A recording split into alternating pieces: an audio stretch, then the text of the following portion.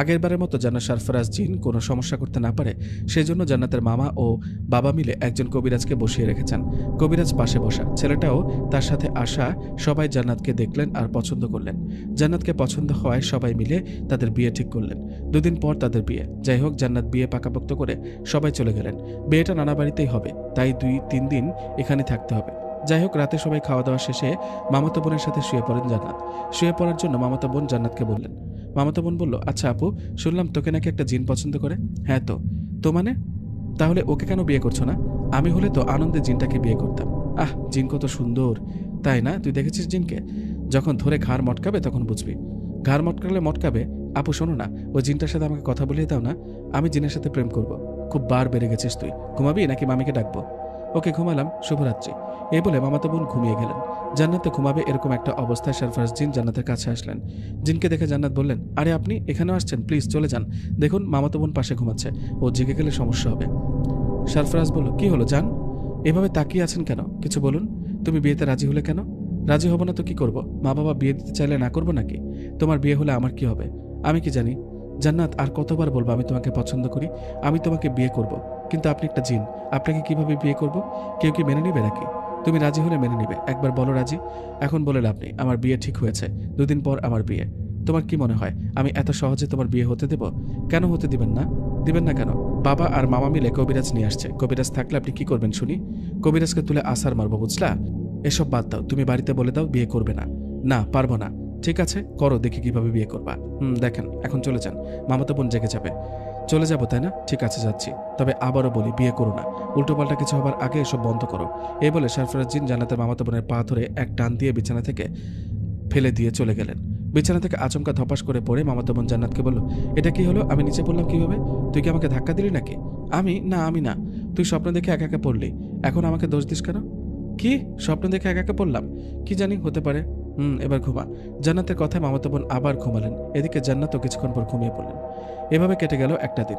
আর একদিন পর জান্নাতের বিয়ে। এদিকে সবার মাঝে একটা ভয় কাজ করছে। আগেরবারের মতো এবারও জান্নাতের সাথে কিছু ঘটবে না তো? এভাবে ভয়ের মাঝে দিনটা কেটে গেল। রাতের বেলা জান্নাতকে একা না রেখে ওর মা আর মামি দুজনে জান্নাতের দুই দিকে শুয়ে পড়ল। দুইজন দুই দিকে, মাঝখানে জান্নাত। এত করে খেয়াল রেখেও লাভ হলো না। সে রাতে সরফরাজ জিন জান্নাতের কাছে আসলো, এসে বলল, জান্নাত কেন এমনটা করছো? কাল তোমার বিয়ে, তুমি বিয়েটা করো না। আস্তে কথা বলুন, মা মামি পাশে আছে, ওরা জেগে যাবে। জাগবে না, আমি ওদেরকে গভীরভাবে ঘুম পাড়িয়ে দিয়েছি। তুমি কথা বলো।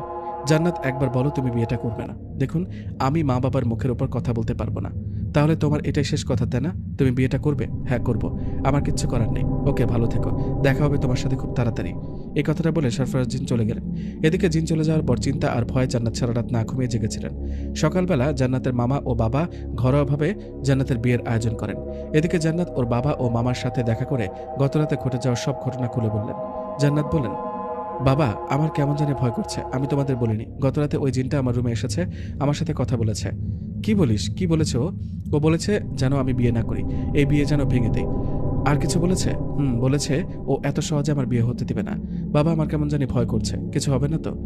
জান্নাতের মামা বলল, মা তুই চিন্তা করিস না, তোর কিচ্ছু হবে না। আমি কবিরাজকে খবর পাঠিয়েছি।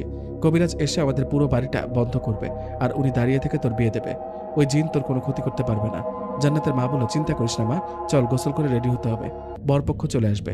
এই কথাটা বলে জান্নাতের মা জান্নাতকে ভিতরে নিয়ে গেলেন। কথা মতো জান্নাতের বাবা ও মামা বিয়ের সব আয়োজন করে ফেললেন। কবিরাজও এসে উপস্থিত হলেন। কবিরাজ এসে তার সব কাজ সেরে ফেললেন। উনি বাড়ির চারদিকটা ঘুরলেন আর পুরো বাড়ি বন্ধ করলেন। কিছুক্ষণ পর কয়েকজন সহ বর আসলেন। বর আসার কিছুক্ষণ পর কাজী সাহেব বিয়ের কাজ শুরু করলেন। বিয়ের কাজ শুরু হতে সবাই শুনতে লাগলো জান্নাতের মামার বাড়ির টিনের চালে অনবরত কে জানি ঢিল ছুড়ছে। এরকম আচমকা ঢিল ছোড়ার কারণে সবাই চমকে ওঠে। বরপক্ষের সবাই বলাবলি করতে থাকে, আরে কি হচ্ছে এসব? কেউ বাইরে গিয়ে দেখুন। সবার কথা শুনে সেখানে থাকা কবিরাজ বলেন, আপনারা বসুন, আমি দেখছি। কাজী সাহেব, আপনি আপনার কাজ করতে থাকেন। এই বলে কবিরাজ বাইরে গেলেন। উনি বাইরে যাওয়ার কিছুক্ষণ পর টিনের চালে ঢিল ছোড়ার আওয়াজ বন্ধ হলো। যাই হোক, কিছুক্ষণ পর সবার উপস্থিতিতে জান্নাতের অন্য একটা ছেলের সাথে বিয়ে হলো। বিয়ে শেষে কবিরাজ জান্নাতের বাবা ও মামাকে অন্য কোথাও ডেকে বললেন। কবিরাজ বলল, বিয়ে তো হলো, এখন একটা কাজ করতে হবে। কি কাজ? জান্নাতের যে ছেলের সাথে বিয়ে হলো এই ছেলেসহ জান্নাতকে এই বাড়িতে কম হলেও 3 দিন রাখতে হবে। ছেলেকে মেয়ের থেকে আলাদা করা যাবে না। ছেলেটা জান্নাতের সাথে সাথে থাকলে ওই জিনটা আর আসতে পারবে না জান্নাতের কাছে। তাই নাকি? তাহলে ঠিক আছে, আমি ওদের সাথে কথা বলে ছেলেটা এখানে 2-3 দিন রাখার ব্যবস্থা করছি। এই কথাটা বলে জান্নাতের বাবা ও মামা ছেলের বাবার সাথে কথা বলে রাজি করান।